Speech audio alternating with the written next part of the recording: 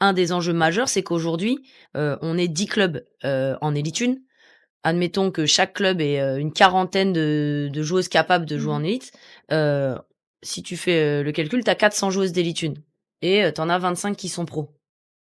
Toutes les autres, elles le sont pas et en fait, si tu veux pouvoir t'opposer à des filles qui sont pros, c'est leur travail. Donc elles, en fait, elles se lèvent, elles vont jouer, elles vont s'entraîner au rugby, puis voilà. Moi, par exemple, j'ai que des joueuses pluriactives qui travaillent ou qui vont à l'école et cetera. Tous les entraînements sont le soir. Les entraînements finissent vers 21:15 quand les coachs sont à l'heure, donc autant te dire, ça finit jamais 21:15. Tu es pas chez toi avant 22:30, 23:00. Le lendemain, tu te relèves à 6:00 et cetera. Moi, je pense qu'un des enjeux majeurs, c'est de trouver des options pour alléger le quotidien de ces jeunes filles. Donc le semi-professionnalisme peut en être un pour les filles qui sont professionnelles, dans un métier, Mmh mh. peu importe le métier d'ailleurs, pour leur permettre peut-être de prendre un 50